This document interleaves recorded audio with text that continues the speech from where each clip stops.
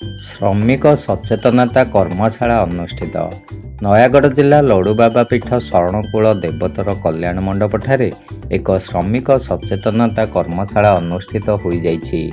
ଜିଲ୍ଲା ଶ୍ରମିକ ସଂଗଠନ ସମ୍ପାଦକ ଶୂନ୍ୟଜୟ ମିଶ୍ରଙ୍କ ତତ୍ତ୍ୱାବଧାନରେ ଆୟୋଜିତ ଏହି କର୍ମଶାଳାରେ ଡେପୁଟି କଲେକ୍ଟର ତପତି ରାଜ, ଜିଲ୍ଲା ଲେବର କମିଶନର ତେଜ କୁମାର ବାଗେ, ସିଏସ୍ ଓ ସିଏଚ୍ ମୁରାଲି କୃଷ୍ଣ ରାଓ ଓ ବରିଷ୍ଠ ଆଇନଜୀବୀ ଚନ୍ଦ୍ର ବିଜୟ ମିଶ୍ର ପ୍ରଭୃତି ଯୋଗଦେଇ ଶ୍ରମିକର ଅଧିକାର ଓ ଶୋଷଣର ନିରାକରଣ ସମ୍ପର୍କରେ ସ୍ୱମତାମତ ପ୍ରଦାନ କରିଥିଲେ।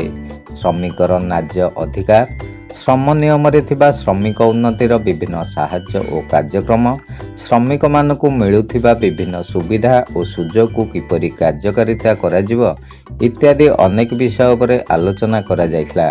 ଏହି କର୍ମଶାଳାରେ ଶରଣକୂଳ ଅଞ୍ଚଳର କର୍ମଜୀବୀ ଶତାଧିକ ମହିଳା ଶ୍ରମିକ ଓ ପୁରୁଷ ଶ୍ରମିକମାନେ ଉପସ୍ଥିତ ରହି ନିଜ ନିଜର ଅଭାବ ଅସୁବିଧା ଉପରେ ଦୃଷ୍ଟି ଦେବାକୁ ଅନୁରୋଧ କରାଯାଇଥିଲା।